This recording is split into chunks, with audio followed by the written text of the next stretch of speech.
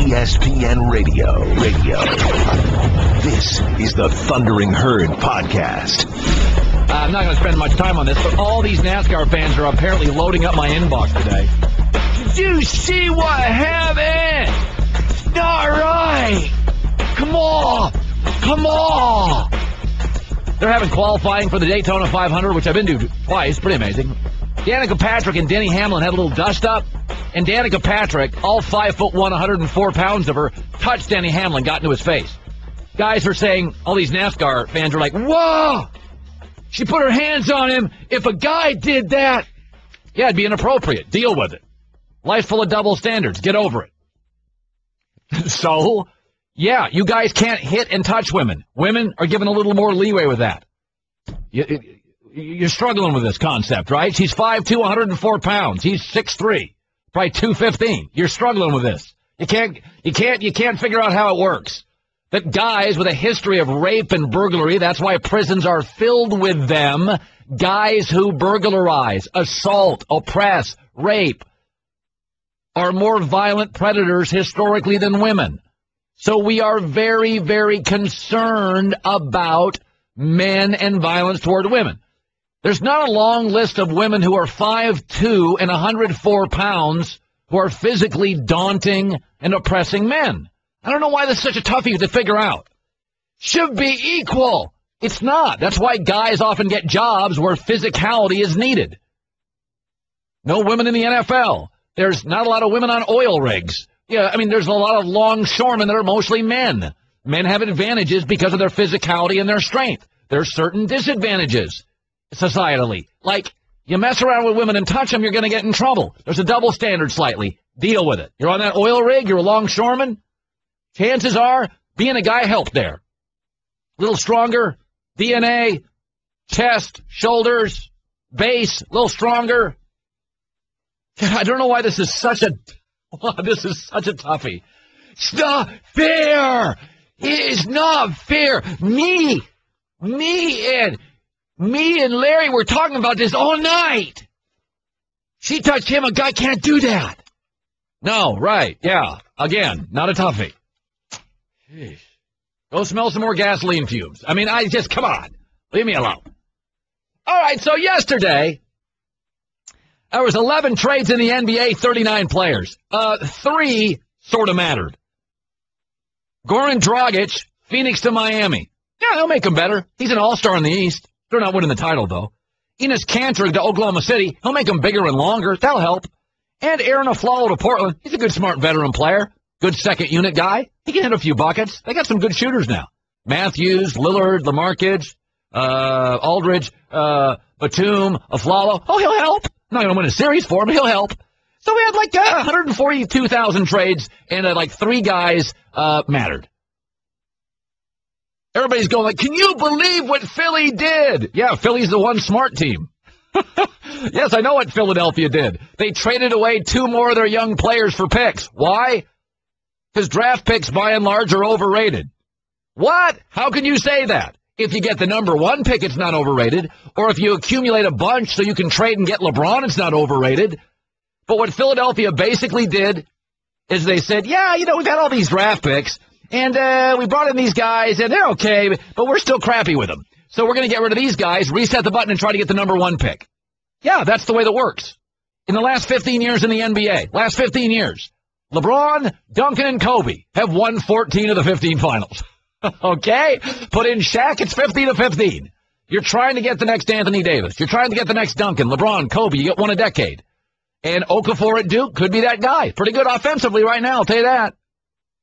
But, I mean, it was a couple years ago, Philadelphia got Michael Carter-Williams from Syracuse. And he was, way better than anybody thought in the NBA. They're like, wow, oh, my God, this guy's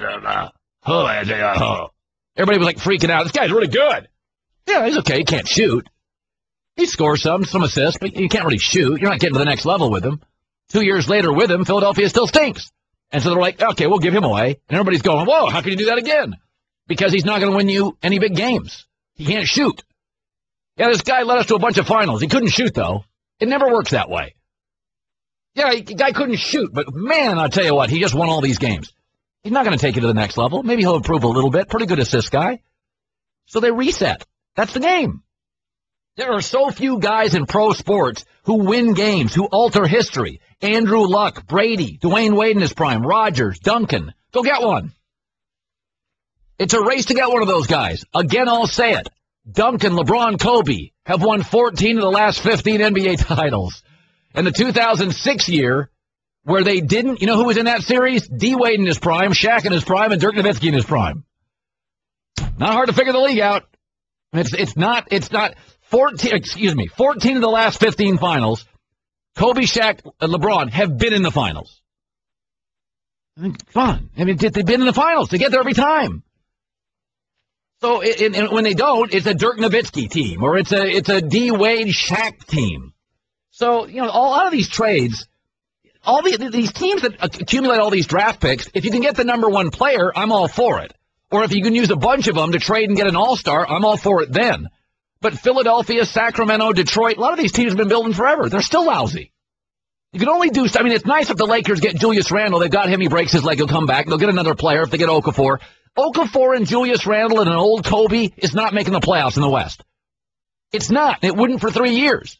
You'd have to add a LaMarcus Aldridge, a Wes Matthews, and a Marc Gasol. And you're not getting Marc Gasol or Aldridge because they're going to stay in their respective towns. The Herd brought to you by Regis. New way to work. Call 1-800-OFFICES, 1-800-OFFICES. God, good Lord. All right, Mike, you're upset with this whole Danica Patrick thing. Go ahead. No, I'm really not too upset with it. I was just making a comment that, in a way, Denny Hamlin he was not going to be intimidated by a woman that's 100 pounds.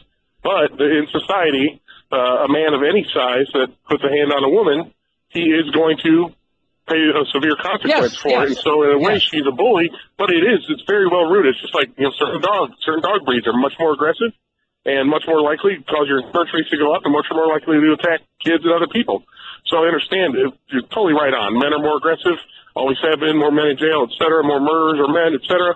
But the advantage the woman has in that case, and the reason she can just get in his face, in a way, a minor way, she's being a bully and saying, you can't touch me. If you touch me, there's going to be severe consequences. First of all, she's 5'1" and 104 pounds. Hope Solo is getting in trouble. Hope Solo, who is a big, strong, athletic woman, has been kicked off teams. So the idea there's no consequence for big, strong, aggressive women beating men is not true. They get in trouble, too. But in this instance... No, I didn't say that. I didn't say they don't get in trouble. Hope Solo has a history, too. This isn't her first offense. Yeah, but I mean, Danica Patrick, I walked by her last week. I basically was within a foot of Danica Patrick. I am not kidding you. She's 5'2" max and 100 pounds. And in this instance, by the way, she didn't swing at him. She was mad and she was upset, but she gave some space here. And Denny Hamlin's like, hey, come on, we talked through it.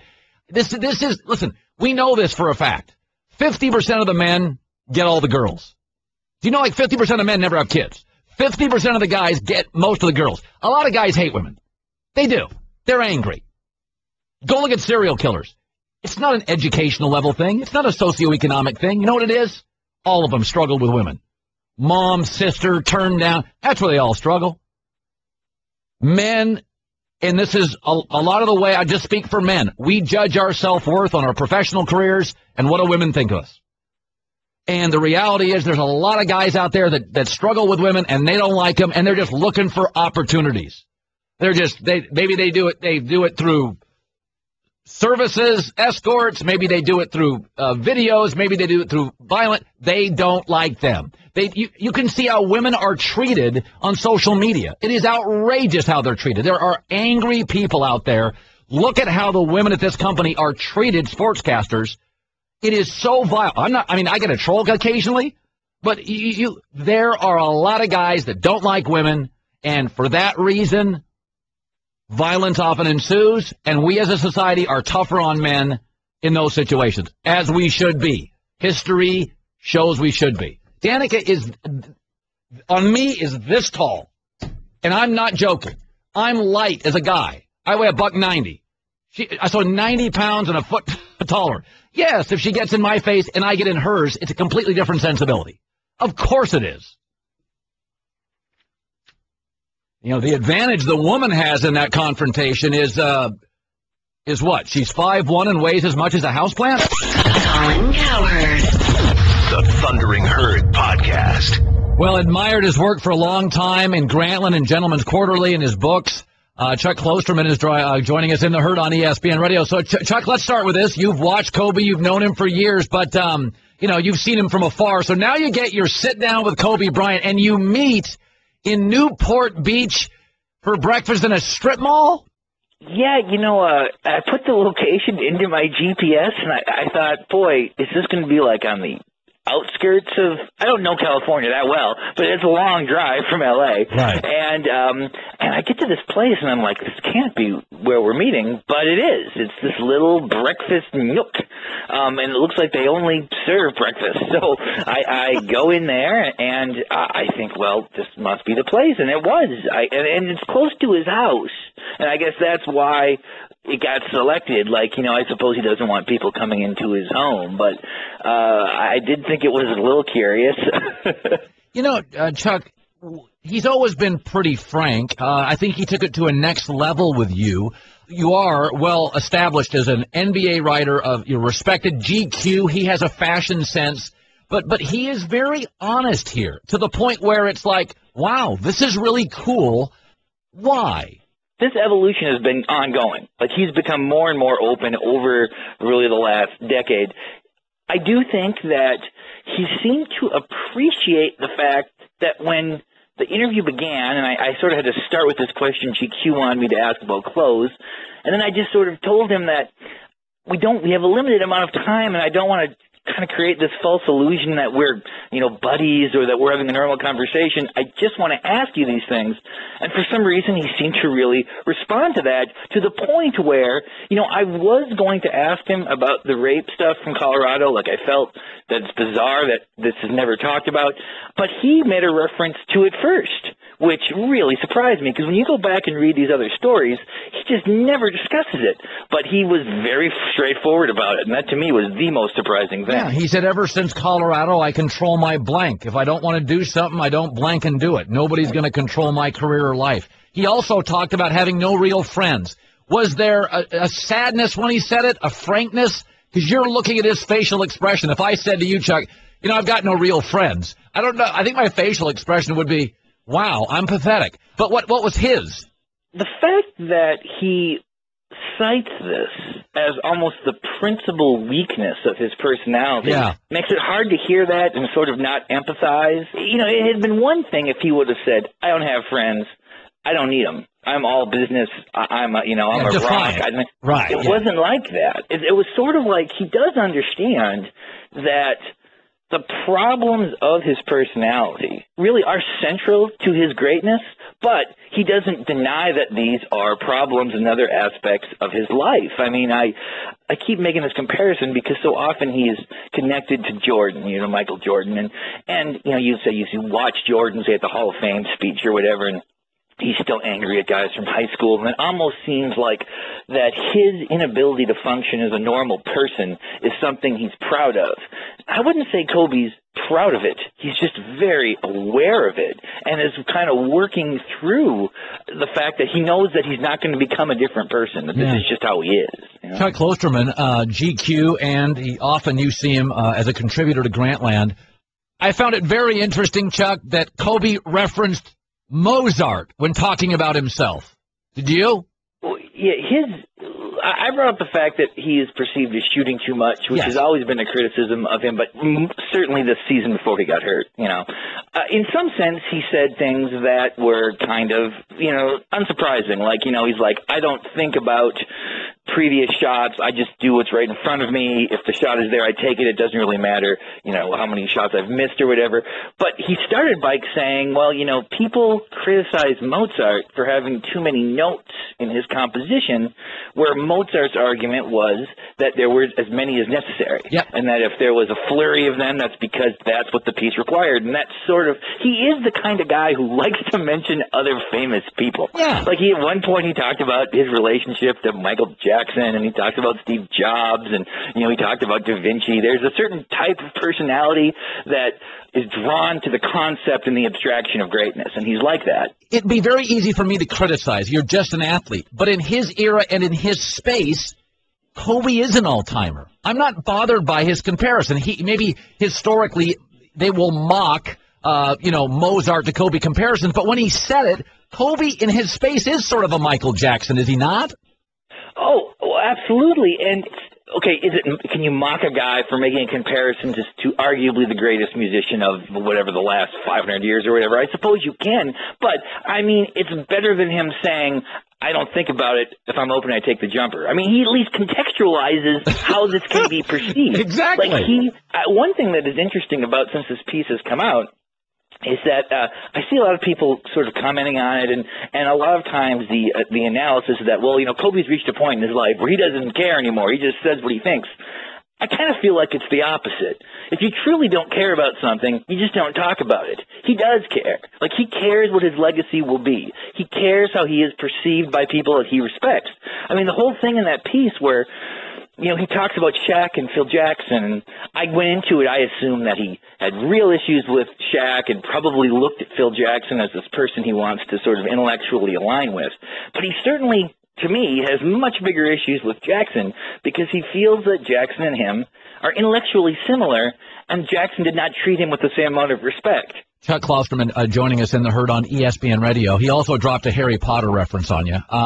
He does acknowledge in the piece, though, he's not the easiest guy to play with. Yeah, I mean, it would be hard for him to deny, though, wouldn't it? Yes. I mean, it would. It would be a hard thing.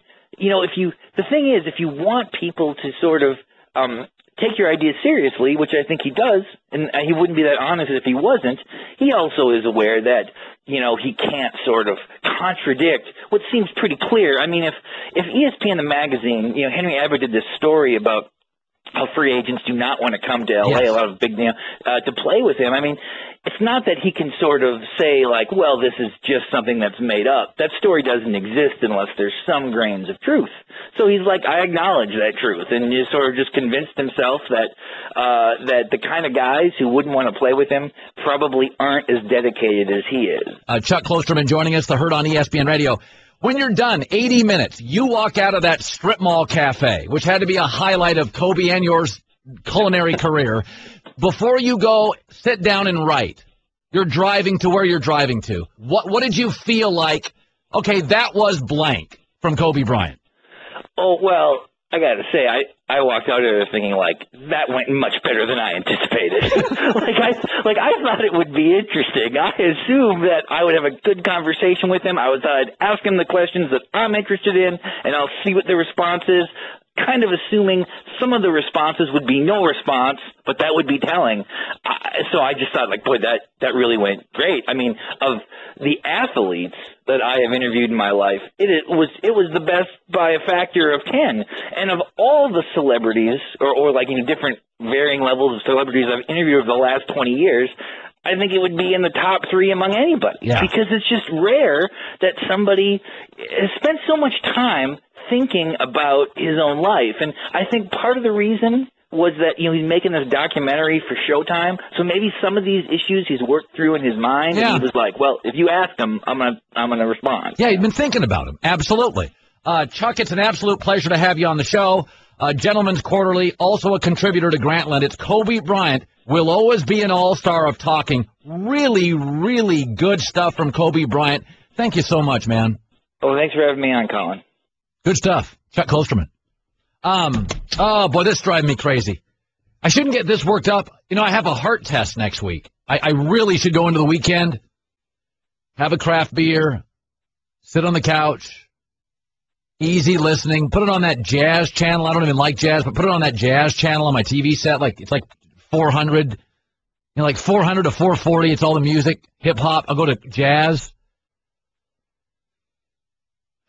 I didn't want to get. I got to get worked up on this, man. There's a sport right now driving me nuts.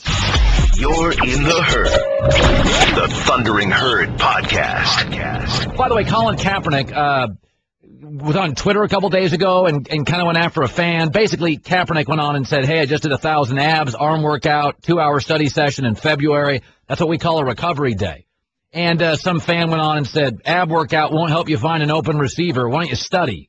And Kaepernick went ballistic. And are you illiterate or ignorant? I want you to start naming coverages. And, people are like, ooh, what do you think? That was a big topic yesterday, I guess. I didn't listen to a lot of sports radio. I was on in New York for about an hour with my guys, Michael Kay and Don. But I didn't follow this story much. I don't acknowledge trolls. I don't recommend it. And I'd rather my quarterback, have a high EQ. I think people who get into arguments with trolls sometimes struggle with that. It's like, get out of that. But if you want to argue with bored guys in rural Indiana, then have at it. I'm not going to tell people how to run their Twitter account. I could care less. I'm not very good on it. I don't pay much attention to mine. So I'm not going to tell people how to run his Twitter account. People have asked me before, and my takeaway is I post and I twit and run. I just move. Here, bang, gone. I post really crappy pictures of really beautiful places because I'm a lousy photographer. So I go to the beach and I take a picture and it looks awful. And I'm thinking, it really is beautiful here. Well, you should join Instagram. I just don't have time. I can't monetize it. I'm sorry. It's just too much work. It is. It's too much work for what you're getting. Radio, television, books, it's a lot of work, but there's a payoff. So I'm taking time away from my family, but there's a payoff. Instagram, Twitter, selfie, it's a lot of work and I get nothing except trolls. What's the point? But if Kaepernick wants to argue with guys out in the sticks, go for it. I don't care. Do what you want to do with your Twitter account. I just don't do it in your underwear. Don't do it after a cocktail, and don't do it angry. I got to give you a number. You're not going to believe something I'm going to tell you in about 15 minutes. You're not even going to believe it. I understand gambling, and I couldn't believe it. Sal Powell joining us. NFL Combine. All right, I saw the picture of Jameis Winston. He looks out of shape. He looks kind of heavy. What is the latest, Sal, on his weight?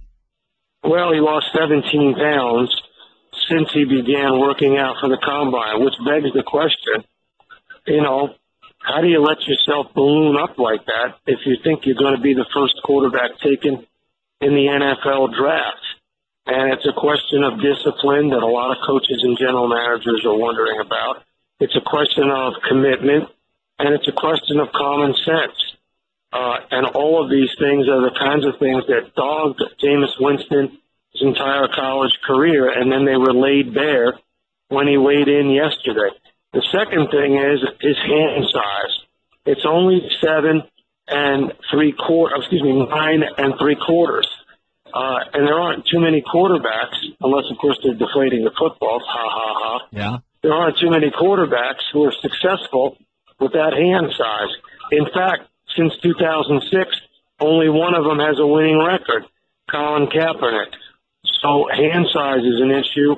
Fluctuating weight is an issue with Jameis Winston. But in talking to Lovie Smith, we had him on the Sports Center set here, I think that train is leaving the station, and they're moving in the direction of taking Jameis Winston with the number 1 overall pick. If there are no other red flags that are raised. Is Marcus Mariota, is he moving up? Everybody talks about his interview. Are you hearing that there's some concerns about adjusting to the pro game from the Oregon system? What do you hear about him? Well, I talked to Bruce Arians, the head coach of the Arizona Cardinals, who I call the quarterback whisperer, and he said flat out, if this guy's going to come in, he's going to have a major adjustment to calling plays in the huddle, a major adjustment with 3, 5, 7-step drops, a major adjustment to swallowing, memorizing, and regurgitating the verbiage of an NFL offense. You're not just going to get cue cards from the sideline, tap your foot, slap your hands 3 times, the ball magically appears, and then you get rid of it on your first read. That's not the way the NFL's played, unless your guy and my guy, Chip Kelly, finds a way to slide all the way from 20 to a position where he can take Mariota. And I believe, living in Philly, reporting on the Eagles, I believe with my whole heart that Chip Kelly is all in trying to find a way to get Mariota. Sal, we pay a lot of attention to the Combine. It's wildly popular. My question with this is, it's guys running around in their underwear. Obviously, some stuff's important, but is there anything kind of beyond that? Well, Mariota's is gonna throw. Winston probably not. that's not really a major red flag unless there's some kind of medical issue that we don't know about. Yeah. But Winston's pro day at FSU is on March 31st, which, of course, creates a debate for a month about Winston. It's an open debate. It's like basically having a presidential primary 1 month away at FSU in Tallahassee, and we're going to debate Jameis Winston until it's ad nauseum. And I think it's a mistake for him. If he can throw, I think he should throw here. Absolutely should throw. This has become such a huge event. 900 media members, second now only to No. 1,071 for all-time combine record. Wow, so they've added 171 since I last read the story. So do you think it's overplayed? Are we going crazy about guys in underwear running, freely for 40 yards here and jumping like they're never going to have to jump in games? What do you make of this circus? Yeah, when people say that kind of stuff, do you think it's just a bunch of guys running around in underwear and it's a circus? They don't know what's going on here. This is an NFL convention. You have 1,500 NFL personnel, every head coach, every general manager, every position coach and scout. You have agents. The NFL agents are meeting today. So what's happening behind the scenes, which we report, and I got Mort, I got Adam, I got Lou Riddick, I got John Clayton, I got Mark Dominic, I got insiders upside down and backwards telling me on SportsCenter and our audience what's happening behind the scenes.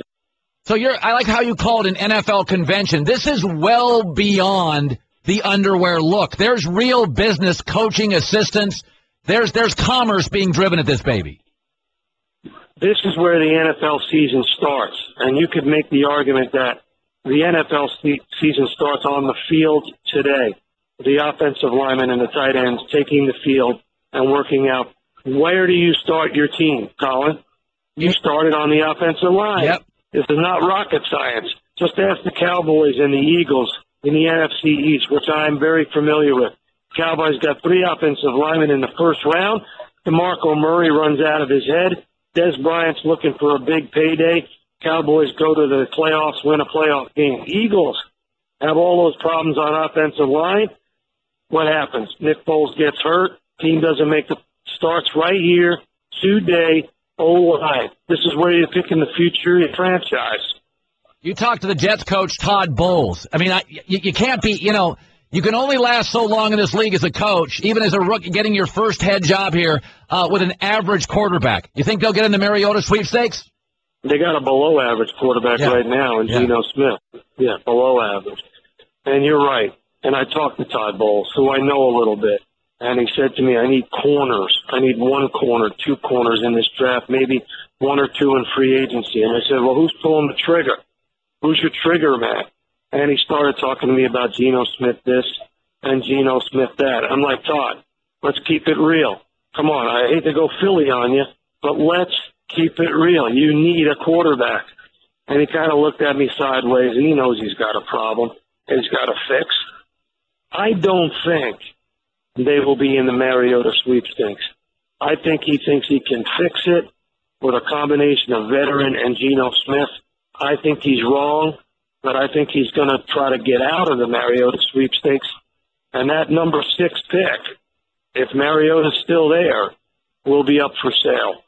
Sal Powell at the NFL Combine. He calls it the NFL Convention. I like that. That's got kind of a catchy title. It makes me like it more now. Good talking to you, bud. Love you, baby. Sal Powell. We're about 15 minutes away from amazing radio.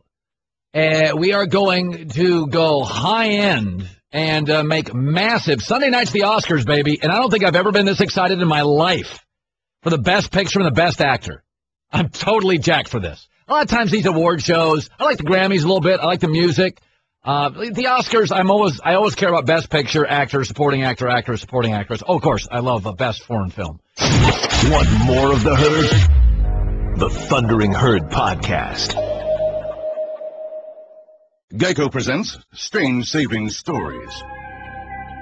Astronomers detected an interstellar transmission. It stated, Geico, 15 minutes could save you 15% or more. The implications were staggering. Was the cosmos telling us we could all save hundreds on car insurance with Geico? Or did their radar merely pick up a signal from the nearby Rufus and Clyde's morning show? We may never know. Geico. 15 minutes could save you 15% or more on car insurance. ESPN Radio. This is the Thundering Herd Podcast. So I went to I got some information this morning. And, what you spend your money on is what you like. People say they like a lot of things. They like to eat healthy. We've never bought kale. We don't really like it. You had 7 fillet of fish last week. That's what you like to eat. I have values and morals. I love my wife. You were on porn last night. That's what you like. You like what you consume. So your consumption will tell me what you like. I always say this about baseball and football. 70% of Major League Baseball tickets are purchased by corporations. You don't really want to pay for them, but you'll go if you get a ticket. Football, you pay for your Giant tickets. You pay for your Cowboy tickets. You pay your own money. Much smaller percentage of NFL tickets are corporate owned. Why? Because people want to buy and go. You'll spend your own hard-earned money on NFL tickets, college tickets. Listen to this. We all know college football is growing. Listen to this. Nothing drives me crazier, and I think it's useless for societies to legislate morals. With sex and alcohol, gambling, pot, it's here. I could get a joint in 30 minutes. I could place a bet in 4. In fact, let's place a bet on how fast I could get the joint. 22 minutes, over, under. I got the under. Okay, thanks. Super Bowl 49 only generated 10,000 more bets than the most heavily bet college football game this year. Folks, come on now. There were a grand total of almost 13 million bets. 13 million placed during the college football season, and that's just at the offshore sports books. Just at the offshore sports books. So, stop it. Tax it. Get something out of it. It's, Chris Christie was on he's not only can Chris Christie help me on the Williamsburg Bridge, hopefully, that issue, it's too high. Maybe he can get this thing legalized. Adam Silver, hello. 13 million people just on offshore sports books bet college football games last year. So you triple it. 40 million people bet them. That's just on those, everybody's bookies. There's a lot of general managers in the NBA right now that think Kevin Love is leaving. Chris Broussard talked about this yesterday. Almost all the executives I've spoken with believe he's out of Cleveland at the end of the year. Wow. I mean, it's amazing how many people around the league think he is gone. I'm amazed by that. Because to me, if you win a title or you get to the finals, do I really want to go rebuild in Los Angeles? I mean, is there that much disdain either for Cleveland or, it's funny when you play with LeBron James. Everybody knows he's the best player in the league. I think it's very difficult for bigs like Bosh and Kevin Love. It's one thing if you're a guard and you get your hands on the ball or a wing. I mean, Kyrie Irving won't get as many shots, but he still can control the ball and the tempo. But when you're a big like Bosh and Love and LeBron controls your game, I think it gets very frustrating. And, it's and when you're next to LeBron, it just makes you look less significant. Again, Ray Allen, D. Wade, Kyrie Irving, I think those guys, they can get their touches. But Bosh and Kevin Love, they don't get their touches. And now Broussard also said, and I think he agrees with me on this one, that he doesn't necessarily think he's going to bolt absolutely. I'm not willing to go that far. I think obviously there's a chance, but I believe it's going to depend on how this season plays out. You've got 30 games left where he could very easily get more acclimated to the offense, more comfortable in his role. I think if you play with LeBron, he's the sun in the galaxy, and you're a little planet around him, and maybe you're the Earth or you're Jupiter. Best case, you're Saturn, and you get some rings. Pow! Pretty good. Vince wrote that joke. Pretty good. I'm not going to lie to you. That's pretty good. Really? I thought it was pretty funny, actually. I got to give credit for that one. That was his line.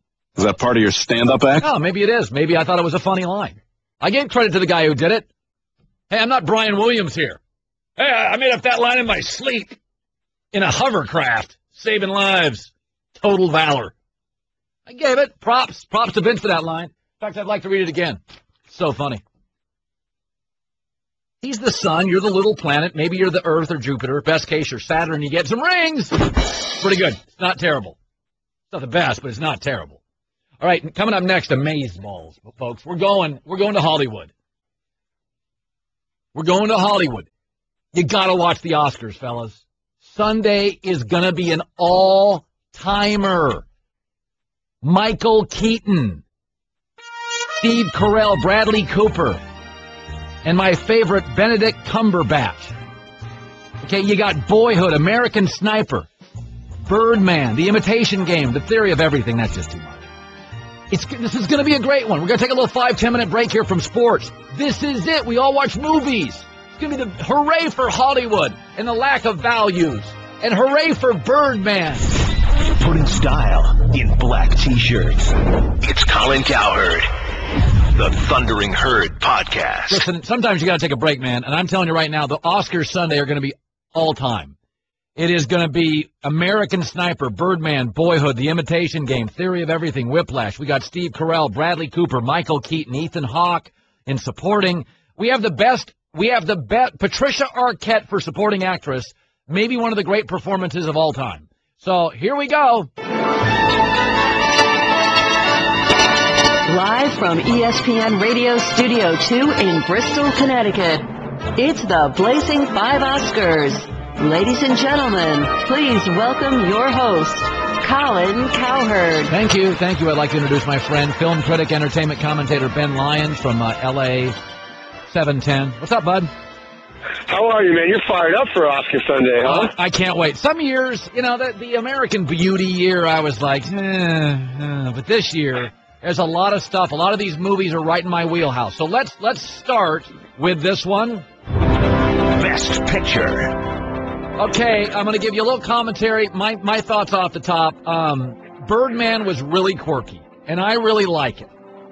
Boyhood, the process is... With Boyhood, the process, Ben, is almost better than the product. I like the movie, but it's the fact that it took 12 years, which I'm not even sure fiscally how that works in Hollywood. I'm amazed by the process. I liked the movie, but is the movie Boyhood powerful enough to win the Oscar? When it premiered at Sundance last year, Colin, I would have said yes. Everybody was so taken aback by that process. But now as we approach Oscar Sunday, I feel like it's running out of steam and momentum.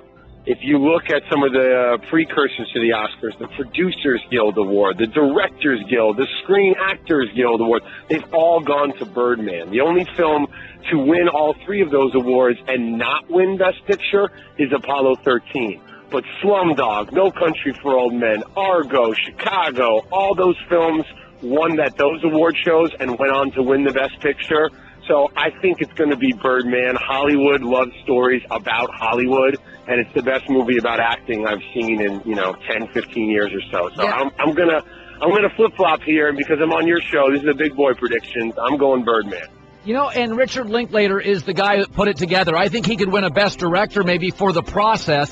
We were joking this morning. It's like Malay sauce. It takes 30 ingredients to make. You deserve credit as a chef if you put the time in to make the sauce. You deserve credit if you made the movie. I just don't feel it's profound enough, so I'm going to go with you, Birdman. All right, next up. Best Actor in a Leading Role. All right, I'm kind of a sucker for Michael Keaton. Somebody once said he was sardonic, and some columnist once said that Cowherd's a lot like Michael Keaton, and I have a huge ego and vanity, so I love that. That basically, if he wins the Oscar, I'm winning the Oscar. That's how I feel, because I'm delusional. And it's the only guy he's the only one not based on a real person. There's a lot of people here based on real people, and so I think to myself, the critics are kind of like, a lot of them. Rex Reed said the movie was weird and trash, and I was like, what? I love it, and I love Keaton. How does he play in Hollywood? Will he get the sentimental vote? Here's a crazy stat for you, Colin. If Michael Keaton wins the Oscar, he'll be the second oldest actor ever to win Best Actor. Wow. Henry Fonda was the oldest with On Golden Pond. That's amazing. So they tend to honor young Hollywood. Eddie Redmayne won at the Screen Actors Guild Awards. And when people win at the SAGs for playing a real-life guy, think of Charlize in Monster. You think of Forrest Whitaker, Idi Amin, Sean Penn in Milk, the year that everybody thought Mickey Rourke would win for The Wrestler. They go on to win at the Oscars. So, unfortunately, I think the nomination is the award for Keaton as kind of a welcome back to Hollywood. But look for the kid who won at the BAFTAs, the SAGs, and the Golden Globes, Eddie Redmayne, for The Theory of Everything. Yeah, I think you're probably right on that. Yeah, I think it's a love story, too. It's a love story. He's playing a real-life guy overcoming a physical disability. I mean, it's all the Oscar checks right there in the checkbox. All right, next up. Best Actor in a Supporting Role. Okay, Duvall, Ethan Hawke, Edward Norton, Mark Ruffalo, who's a truther, by the way. Ruffalo, excuse me. He's a truther, I just read. He was the Hulk, and he's a truther. Oh, boy. J.K. Simmons, who I think's good even in insurance commercials. So I thought Ethan Hawke was tremendous, but I'm going to give Patricia Arquette supporting actress. I'm going to go here J.K. Simmons. I'm going to go J.K. Simmons. You and I are in agreement on this one, Colin. This also played out at Sundance in 2014, last January. So we've been talking about Whiplash now in Hollywood for 13 or 14 months. J.K. Simmons has been in so many different kinds of movies over the years, but his is his most memorable performance to date. Like I said on the last time I was on your show, reminds me of my encounters with my high school basketball coach, Ray Volkel. You're a senior and you didn't get back on defense, screaming and yelling. I'm going to go with J.K. Simmons, well-deserved, and excited to see what he does next. You know, oftentimes when people win an Oscar, they have a difficulty kind of figuring out what the next play is. You think of guys like Cuba Gooding Jr., for example, who won for supporting actor and hasn't made a good movie since. I'm curious to see how he rolls out his career after Whiplash, but a tremendous performance would make for a great play, I think, just to put Miles Teller and J.K. on stage like that and have them go at it. So I think J.K. Simmons wins. Next up. Best Actress in a Leading Role. Listen, I know Rosamund Pike in Gone Girl. I just saw that. She is rather attractive. But I'm going to go with somebody who I think has been underrated forever, who I think is amazing, who played a role as an Alzheimer's patient, Julianne Moore in Still Alice. I think she's been underappreciated forever. I am such a fan of her work. I'm rooting for her. Who do you like? Colin, why do you have me on your show? You've got all these predictions down. I mean, Julianne Moore's been nominated 3 or 4 times over the years. She's excellent in everything she does. She brings a gravitas, even to things like The Hunger Games. I mean, she is one of the best we have in the business and deserves an Academy Award. And you're right, this performance in Still Alice, a woman who's battling and dealing with Alzheimer's, and she's an intellectual, and she's got a family. Very, relatable story to people who have had loved ones who suffered from that disease. I'm going with Julianne Moore as well. By the way, if I said to you Meryl Streep, I don't want to be offensive. Actors, actresses, they're all really actors. But I would say, gender-wise, Meryl Streep's the best actress. Could I argue Julianne Moore's number 2? She's right there. I mean, it's a good category as well. I also like Marion Cotillard, who's won an Academy Award before. Penelope Cruz isn't in the race this year. She's up there. But Julianne Moore can do comedy. I mean, even Crazy Stupid Love, you remember from a few years back with Steve Carell. She's excellent in that. And also we got love for Julianne Moore. Big Knicks fan. Knows her stuff. She told me she was excited about the Amari buyout. So, got to go with her on that. Oh, come on. All right. Best Actress in a Supporting Role. All right, and finally, I told you, I don't even think Patricia Arquette was aware there was cameras rolling. This is a home video. It's the greatest acting performance I've ever seen. I thought she was absolutely stunning. And in Hollywood, where it's a facelift at the Ivy after your, Caesar salad, she is a real-looking person. I thought it was one of the great all-time Patricia Arquette in Boyhood. If she doesn't win it, I refuse to watch a movie the rest of my life. What do you say? Colin, if I had to put all the performances in one category, I would give it to Patricia Arquette. It's the performance of the year. It's the heart of that movie. I mean, as guys, we all have a connection to our mothers and makes us think about our relationships with our mom, and there's so much going on there. you're right. She's unaware. She doesn't play the game. She didn't sign up for this movie saying, okay, if I do this movie, it'll get me some Oscar consideration, and then I can go do a blockbuster and get paid. Like, no, she doesn't play that game.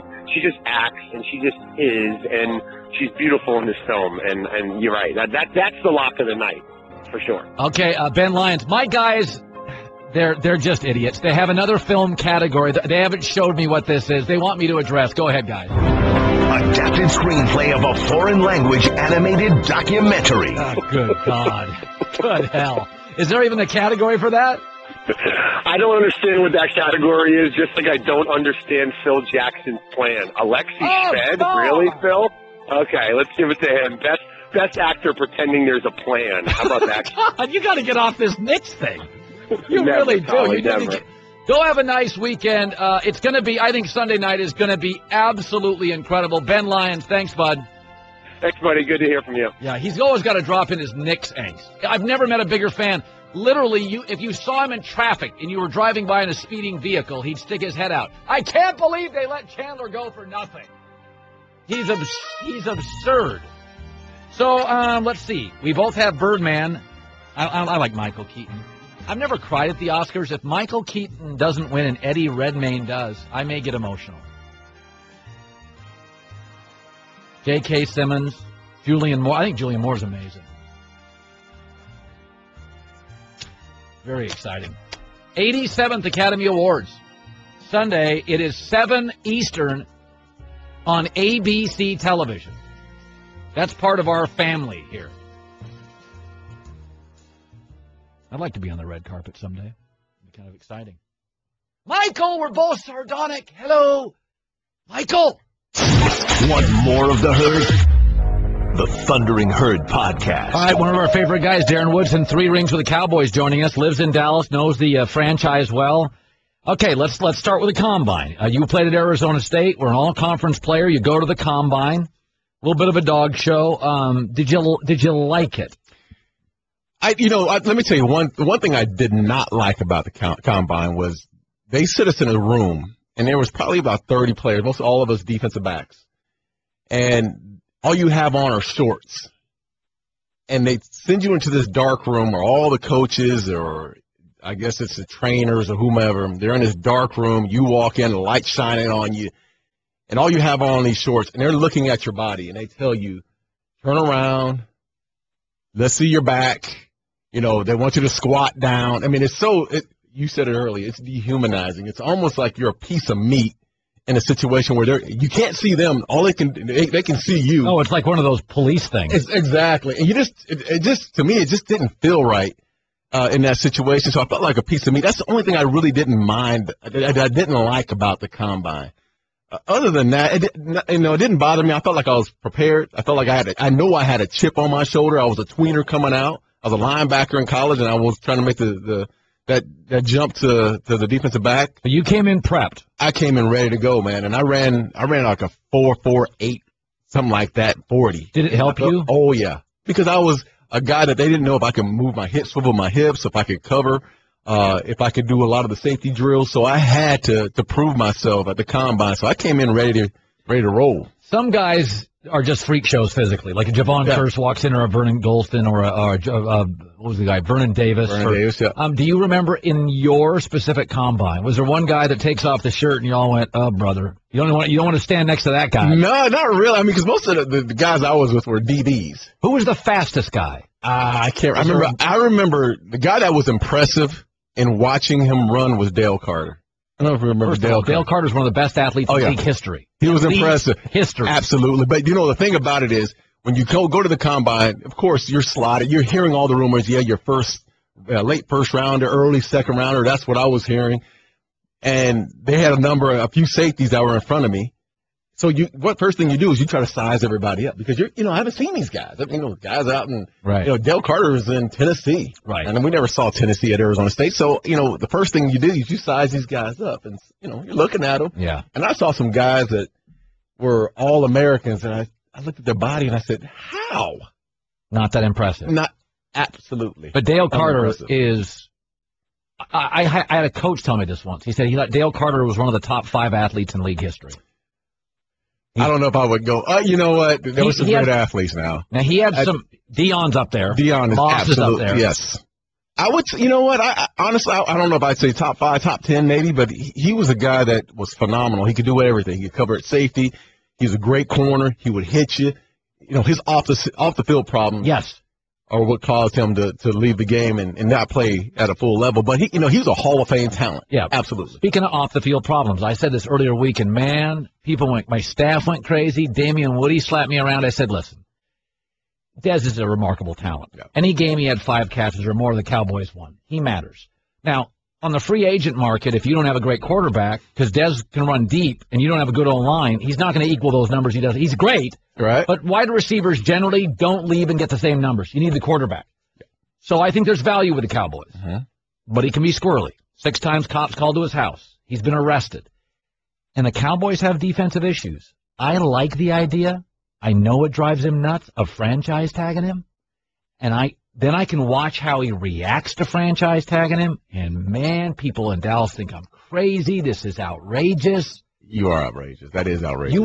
I would say, you know what, listen, of course, I think they're going to hang the franchise tag over his head. And they may franchise him, but in the hopes of signing him through the process. I think that's probably what they're going to do. I think they're, to franchise Dez Bryant right now, one thing you don't want, what you've seen in him in the last few years, you've seen a guy that's matured in the last couple of years. Now, I know the problems that he's had, and I see the look you just gave me.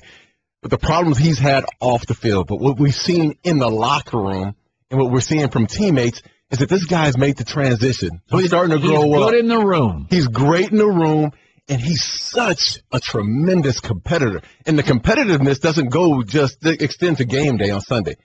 It's every day. You ask a guy like Brandon Carr. You ask Orlando Scandrick. He's going to try to beat you every single day. So he lifts you up in practice, making it a much more competitive practice, and I think he sharpens your game as a defender at the same time. He brings so much of an added dimension, and it reminds me a lot of Michael Irvin.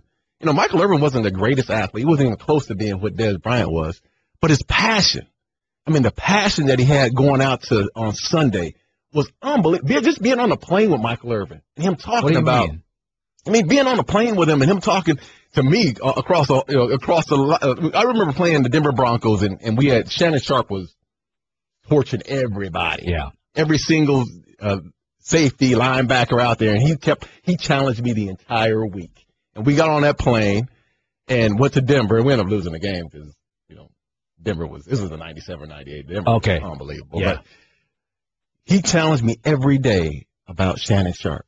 He's gonna catch 10 balls. He's gonna destroy you. You don't have any pride in your game, Woody. I'm a prideful guy, man. I'm 3 times Pro Bowler and All-Pro guy, but he kept challenging me, and that's what Dez brings to these guys. He brings that passion that you just can't put your finger on. But defensively, they've got big holes. They got a lot of holes, but I'm a firm believer in you sign your core guys. So what happens if I can't keep my right tackle? Hey, listen, right now they got some young players now. They may not be able to keep, a few guys, but I just think right now, if you can use a franchise tag on him, you may have to, just depending on the situation. But at the same time, sign this kid to a long-term deal. He deserves the long-term. And you guys my staff got furious at me because they said, well, how come Gronk? Gronk's crazy and you'd side him. I've said before, Gronk just about wore me out going into this year. Mm-hmm. Secondly, Gronk's never been arrested. There was no physical violence. Gronk's just kind of an idiot. Dez has gotten into situations I would term as dangerous off the field. Yeah, but are we talking in the last year? Well, you're telling me he's grown up in the locker room. I've never been there. And that's just.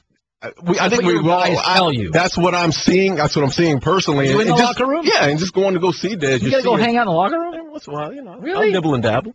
But he's just a guy that you feel like he's mature. I'm not saying, listen, he was 13 years old 2 years ago. Maybe he's 18 years old now. But he's getting there. I think it's like a slow climb for Dez Bryant to get to where he is. And he's a guy. They struggled offensively in years past because Dez would only learn his position. He didn't learn multiple positions and it always hindered his growth. Now he's learned those multiple positions. He's a leader off the field. He's a guy that hangs out with Romo and Witten. He gets it. So does Tony like him? I think Tony loves him, absolutely. I think the guy that you really has been a guy that's really been big in Dez's life is Jason Witten. Witten has just been remarkable. You talk about a great college player. Oh, yeah, great pro. I mean, just a pro. He's absolute pro. Since the day I was there with Witten's first year, an absolute pro. And you knew right out of the chute he was going to be a great player. I knew right out of the chute. We had one-on-ones, and he challenged me in one-on-ones as a rookie. Couldn't believe it. And you were a Pro Bowler. I was a Pro Bowler. I had to put. They used to call me the claw in one-on-ones. It was embarrassment to let a tight end catch a ball. I covered the slot receiver as a safety. So for a tight end to call me out, are you crazy? As a rookie? When you go in the locker room now, do they call you like Old Man River? Like, do you get respect from the players? Right now? Yeah. No, they know me as, these guys, they were out in grade school when I was playing. So they kind of look up to you. I think the ESPN, myself, being on ESPN, coming around the locker room, I think they know me from, and just having conversations, and I still have great relationships with a lot of the defensive backs there right now, but, I am the old man, but at the same time, there's a respect factor, and there's a respect factor going back to them, too, because I know what they have to go through on a daily basis. And by the way, Jerry's great to his ex-players.